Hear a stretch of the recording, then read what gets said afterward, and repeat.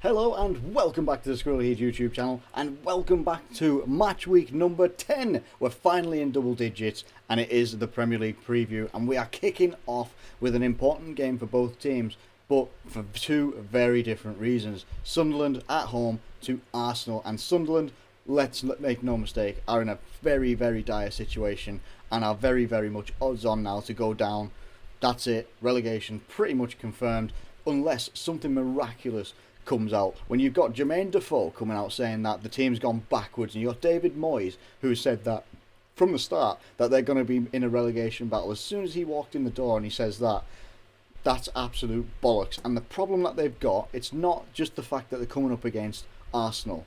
It's the fact that they're coming up against Arsenal, who've been in pretty damn good form right up until the Middlesbrough game, and they were scoring goals for fun. They didn't concede many goals. The only 2 goals they've conceded in their last 6 games was against Swansea, and they still came out winners in that one. They put 6 past Ludogorets, looked a bit lacklustre against Middlesbrough, come back against Reading, and it looks like that they're going to be bang on form again. Now, Arsenal are going to be nursing a couple of injuries, so I think that Giroud might be coming back into the starting lineup, or at least maybe on the bench. I think something like Lucas Perez is going to be out for a couple of weeks, maybe 2 months, something like that. They're going to be missing a couple of players that they might have liked as options, but on the whole, I think Sunderland could put out 22 players and Arsenal could put out just their starting 11, and I think Arsenal would still win. Sunderland, for me, and it's no offence, I'm not taking a dig or a personal dig to Sunderland at all. I think that they've just been absolutely dire all season. They haven't really played a very good style of football at all. The closest they got to that was when they were playing against Crystal Palace. They go 2-0 up and they lose 3-2. It's just not going to happen, in my opinion, for Sunderland. I think Arsenal have got far...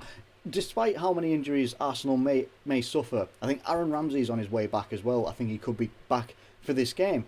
Despite the injuries that Arsenal will have, Arsenal have got far too much quality to lose this game against a team like Sunderland, who are absolutely dire, as I've said. This is Arsenal's all day long, and I'm going to go for a 3-0 victory, at least, for Arsenal. Next up, we've got Manchester United versus Burnley, and Manchester United are in a little bit...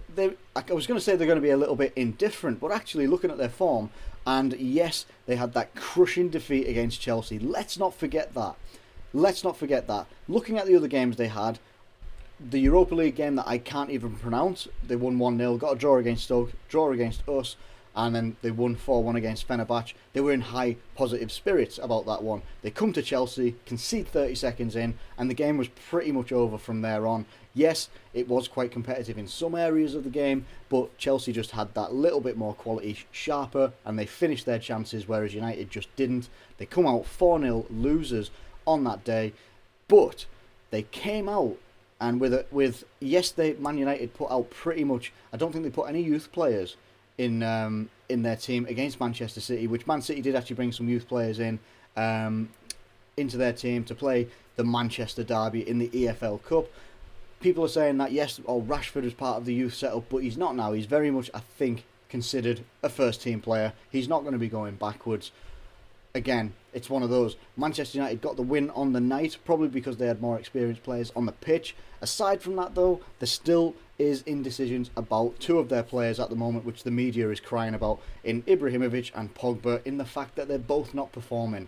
Pogba and Ibrahimovic, you have to appreciate, despite who they are, is that they are coming over to the Premier League and they're not necessarily going to bed in straight away. Ibrahimovic had a very first good 3 games of the season, let's not forget. But since then, I think defences are actually starting to, they started to figure it out pretty quickly. They were watching games or taking note of games of how to actually play against Ibrahimovic, making it difficult for him, making him miss chances. I'll never forget when he missed that header from close range against Liverpool and he actually headed it across the box. Listen, it's one of those with Ibrahimovic. I think the difference he's got between League On and and the Premier League is the fact that he's actually playing against defenders. The best defenders in League On, or League One, let's just say League One because whatever. The best defenders were in the PSG team, which says a lot because whoever he came up against, that's why he was able to score probably quite a lot of goals. He will probably come good with a good maybe 10 goals this season, but I don't think he's going to be blowing people away. And the same thing with Pogba. Pogba will eventually find his feet. He had a similar sort of run with Juventus when he first went over there, but they stuck with him, bedded him into the team, found his place. They've got to find the people around him as well, but there's no doubt a player of that youth. He's still only 23. He's a very experienced player for that age. He will find his feet, which is scary for everybody else when he does. Until then, they're going to have to kind of ride it out against a team like Burnley, who are getting some good results. They've had some very difficult opposition to come up against. They got beat 1-0 by Arsenal, 3-1 by Southampton, but they come back and they win 2-1 against Everton in a very, very competitive match, and Burnley played some pretty good football in there as well. They were fighting, and that could be the difference between this game right now. Burnley, I think, will have a bit more fight, quite a lot more fight actually than Man United will. Man United will have the talent and the quality, and I think Burnley will have the fight, the grit, the teamwork and determination to get a result out of this game. And that is why I'm actually going to go for a 1-1 draw for this game, because I just think that those two things, unless Ibrahimovic turns up big style, Pogba and the rest of the team, if Man United start with Juan Mata, who seems to be statistically one of their most important players when he plays, Man United could win this game. Other than that, I think they're going to come up against a very difficult, stubborn team in Burnley, and I think it's going to be a 1-1 draw. Up next, we've got Middlesbrough at home to Bournemouth, and Middlesbrough are coming up against a very difficult team who people probably thought, and I think I did as well at the start of the season, that Bournemouth would be up and around the areas where Middlesbrough were, maybe, above relegation, but not breaking into that like mid-table 10th area and stuff like that. But it kind of proves me wrong quite a lot, and I don't mind being proven wrong in cases like this, because Bournemouth have been pretty impressive in some of the games that they've played. They had a very bad run where, obviously, you can see at the bottom, they lost 4-0 to Manchester City, when Man City were in their prime of the start of the season, scoring loads and loads of goals. But since then, yes, they lost in the cup round as well against Preston, but they got a 1-0 against Everton, 2-2 against Watford, 6-1 against Hull, and they held out Tottenham, who Tottenham haven't been very good themselves lately either, but they're picking up some solid results, solid points, getting positive results, which is always the main thing in their position with the type of team that they've got, and they've got a very good manager behind them as well. Now, I'm not saying Middlesbrough don't have a good manager behind them, but look at that run of form. Look at that. You've got 4 losses and 2 draws. Now, admittedly, one of those draws being against Arsenal is a bit of a positive, but they have come up against some what you would maybe consider difficult opposition. In terms of like Crystal Palace, who have been quite, prolific earlier on in this season. They were scoring quite a good couple of goals and winning some games there as well. Everton, who were doing well at the time, Tottenham, but then West Ham picking up a draw, losing to Watford, which is no mean feat, and then getting a draw against Arsenal. They have come up against some pretty difficult opposition. That might have meant that the Middlesbrough team's morale is taking one hell of a beating, and Bournemouth are actually looking like they're turning things around. They've got the last 4 results are pretty positive when you consider it. And I think that Bournemouth are just going to have that little bit more about them. I think they're just going to have a lot more positivity. I think the team is going to be pretty confident coming into this game that they're going to be able to do something against Middlesbrough, cause a lot of damage, get into that defence, cause so much trouble. As good as Victor Valdez is, he's not the goalkeeper that he was years and years ago. And I think Bournemouth are just going to have too much quality up front, and I think they're going to terrorise that defence. And I think it's one of those that Bournemouth will dominate the midfield battle, which will then lead into the front lines. And I think Bournemouth will be able to walk away from this game 2-0 victors. Up next, we've got West Brom versus Manchester City. And wow. Sorry, I've just clocked Man City's form. I knew that they hadn't been on the best one, but when you've got draw, loss, draw, loss, draw, loss as your last 6 games, and you're Manchester City, oh my God. Right now, statistically, West Brom have the better form over Manchester City. That's insane. That's insane. And it really is quite insane when you think about it. Like, yes, they have come up against stiff opposition, and it all seemed to fall apart since Manchester City's meeting with Brendan Rodgers' Celtic when they got the 3-3. Since that point, 2-0 loss to Tottenham, 1-1 draw, 4-0 loss to Barcelona, which is no mean feat, but Barcelona played shit in that game, and Manchester City should have really gotten something from it. Southampton, 1-1, and then losing to Man United while they put out a weaker team, still You would have thought Guardiola would have thought maybe to put maybe a couple more experienced players in there, sort of guarantee some sort of cup run in his first season in the Premier League. But I'm not a manager. That's just my thoughts on it. I think it's always good if you can in your first year, first 2 years, maybe be competitive for some silverware, no matter what cup it is. That's just my thoughts on it as well. West Brom are notoriously a difficult team to break down. We were very creative against them, but they still pose that threat. If you make any mistakes at the back, they will capitalise on them. They may not have the name quality that Manchester City have, but they have Tony Pulis, who is he is a very good manager, just extended his contract as well to 2018. They are solid. Look at the teams that they come up against. They beat West Ham, draw at Stoke, draw at Sunderland, draw at Tottenham. Now, Stoke and Sunderland at the time haven't been playing well, so you might look at those as negative results, but any point for a Pulis team is a positive for Pulis. They were competitive for a little bit in that second half against us. They kept Tottenham out at that point. I think Tottenham had lost Harry Kane at that point as well.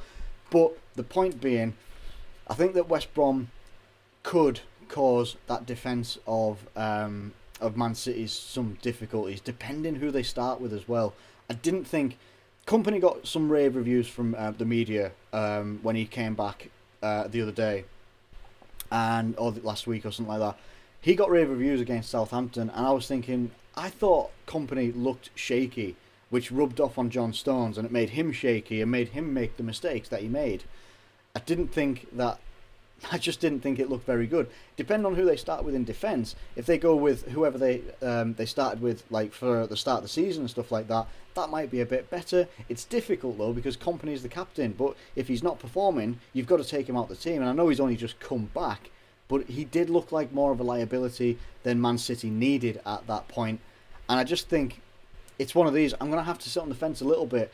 I would think that this could tip the way of West Brom if it's going to have a victor, which sounds controversial, I know, but I'm going to go for a 1-1 draw in this game because I just don't think Manchester City, even if they've got Aguero on the pitch, I mean, he's always a game changer depending which Aguero turns up, but I'm sticking with it and I'm going for a 1-1 draw. Up next, we've got Watford versus Hull City. Hull haven't been in the best form, but they have come up against some tough opposition. Came up against us, Chelsea, Bournemouth, got hammered by Bournemouth and Liverpool, and then they lost 2-0 against Chelsea and Stoke, respectively. Won against Bristol in the Cup, 2-1. Watford, on the other hand, they've only got one loss in their last 6, and they're looking pretty comfortable. They may not be blowing teams away. I say that as the West Ham and Man United result. They did fairly blow those two away, but they're getting positive results. Yes, they've got draws against Swansea and Bournemouth, but they kind of, if they lose those games, that's more of a negative because they're kind of the teams that they're going to be around. Swansea, Bournemouth, Middlesbrough, who are obviously a bit lower. So I think that's a positive result for Watford. And I think that on the run of form that Hull have been in, it depends how they take the victory they had against Bristol in the Cup. That could be a very good positive. Could be a negative as well because they played against a lower level team. They come into the Watford game and they're going to be coming up against a different opposition in terms of level, style, and the threat that Watford pose from the midfield right through to the front line. And I think this is Watford's game to take, and I think they will take it 2-1 against Hull. And I just think Hull are going to slide a little bit further, unfortunately. Up next, we've got Tottenham versus Leicester. Tottenham versus Leicester. Last season, this was the two-horse race. This season couldn't be any more different. Tottenham, I think they're sitting 5th in the league at the moment, which isn't too bad, really. I think they're still unbeaten in the league as well. The only domestic loss they've had was in the Cup against Liverpool. Leicester, on the other hand, have had a tiny little bit reversal of fortune against Crystal Palace, but that 3-0 against Chelsea and the draw against Southampton as well, and the other loss in the Premier League against Man United, they've had some pretty heavy defeats, let's be honest. And I think maybe that Crystal Palace game could help turn things around, but I'm not entirely sure. I think this could be the one where Tottenham start to pull away. I think it's a difficult one because it depends who Tottenham and what Tottenham turn up. I don't think it's going to be anything like the team they put out against Liverpool, just as ours was a weakened. I say weakened. It was a different team, let's just say that. I think they're going to be looking to build on having some more positive performances. They don't want to lose in the league, no doubt. And I think that they're going to start the strongest team that they possibly can against Leicester's most likely strongest team as well, depending on fixtures that they've got next week as well. I don't know, I'm going to have to lean on Tottenham's way, but I'm only going to go for a 1-0 victory because I don't think either team will be able to blow the other team away. Up next, we've got Everton versus West Ham, and when you look at West Ham's form, it doesn't actually look too bad. It looks like they may be starting to turn things around, but they're not turning things around in terms of the fan base right now, and the stuff that's going on at London Stadium, just ridiculous. But they're not at London Stadium this week, they are at Goodison Park. And Everton really need to turn something around. Unbelievably, I'm looking at that form, and I think only like maybe 2 or 3 weeks ago, they had some of the best form in the league. Now, in the last 6 games, they've got some of the worst form in the league, probably besides Sunderland. You know, it's really not looking great. Yes, you can say, you know, they got draws at Crystal Palace and Man City, and that's not too bad. But when you consider they've lost against Norwich, who aren't even in the same league as them, Bournemouth, and that was a very good victory for Bournemouth. They lost against Burnley, and they looked like they were outplayed in that last third. The last third of the game. It looked like they were outplayed quite a bit by Burnley, and they were outgritted and outfought for everything. When they come up against West Ham just beat Chelsea in the Cup, and West Ham will be absolutely buzzing about that. Yes, they got a victory against Palace, they got a victory against Sunderland, but they're not the biggest teams that they could have faced. Chelsea have been on a very good vein of form lately, and West Ham put it to them. They put it to them, gave it to them hard, and they came out 2-1 victors, and West Ham should be buzzing about that and should be able to get a positive result against Everton. Everton, it's a different one. West Ham are going to be wanting to buzz and keep that momentum going. Everton need to turn things around. Who's got the more quality to do it? It's difficult to tell, if we're being honest.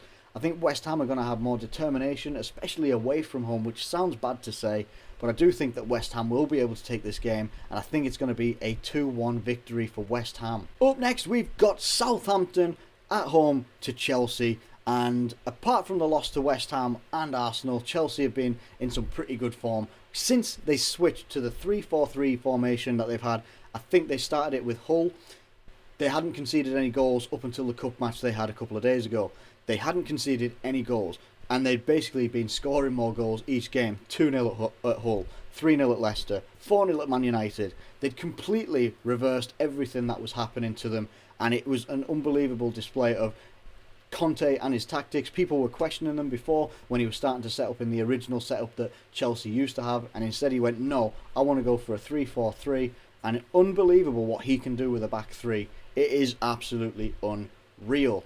Southampton had been on a pretty good vein of form. They hadn't really lost very much, you know, apart from against Inter. They'd been drawing a lot of games. They hadn't been losing very many. They hadn't been conceding very many, and they still haven't. They got a victory against Sunderland in the Cup. There's only a 1-0, but at the end of the day, they got a victory. Southampton are a difficult team to play against, and if Southampton turn up and they stifle the opposition, like they started to stifle Man City, apart from the goal that Man City got, you know, like they did against Burnley as well, did against Leicester, did it in the Europa League against Beer, because I don't know what the rest of the name is. I think they could cause some problems for Chelsea. The difference is, I think that Chelsea will have a lot more quality than Southampton have. I know Southampton are a very, very difficult team to play. Not looking forward to when Liverpool take a trip to Southampton, or vice versa, they take a trip to us, because they are a difficult team and they've been doing very, very well. They sit 8th in the table right now. I just think Chelsea are going to have a bit too much for them. Chelsea's to win, and I think it's going to be a 3-1 victory for Chelsea. And finally, last but by no means least, Stoke and Swansea on Monday Night Football. And Swansea, that form is bollocks. That form is bollocks. It really, really is. Stoke, they're not one that you could really talk about having good form lately, but in actual fact, when you look at, they got 2 draws in West Brom and Man United, and that seemed to be a turning point. Sunderland, they got 2-0, but that's okay. And then a 2-0 again against Hull with some unbelievable goals from Shaqiri. I think that's going to be the difference maker here, because Swansea have had a difficult run of it. They faced Man City twice in a row. They faced Liverpool, then they faced Arsenal. They faced Southampton before that as well, and they faced Watford. And it's difficult games. They were difficult games. Let's not forget that. Swansea can be a very good footballing team, but so can Stoke now, with the differences in personnel that they've brought in the last couple of years, the likes of Shaqiri, Bojan, all the different ball players they've got. Joe Allen being one of those players as well, who's been very good since he's one of the shining lights, I think Mark Hughes said, in Stoke's season when they were struggling as well. He's been very good. It's going to be one of those. I think Stoke, obviously with the run of form that they're on now, they're starting to pick up points and some good points and good victories as well. I think Stoke are going to have too much for this one, especially if Shaqiri can keep up that vein of form, those goals he was scoring. Shaqiri's an unbelievable player when he's on it, and he was on it in the last game. If he can keep that going, definitely Stokes all day. Swansea, I think, are going to struggle in this league this year. Might have been a bit of a mistake to make a change, but they've made their change, they've made their bed, now they have to lie in it, and unfortunately I think that Stoke are going to win this one, and I think it's going to be a comfortable 2-0 victory again for Stoke. And that is it for the Premier League preview for this week. I'll leave a link in the description below for the Liverpool one that I've done as well. Bit of an extended one like I try and do. I think I missed it last week, or at least missed the review of it. But that is going to be in the link to below. Check that one out, drop a like on it, leave some comments about your thoughts about what will happen in that game as well, if you please. And if you've enjoyed this video, please drop a like on it, leave some comments below. How do you think the weekend's going to go? I'd like to hear your thoughts on that very much. Subscribe to the channel if you're new around here. Thank you ever so much for watching, and I will catch you later.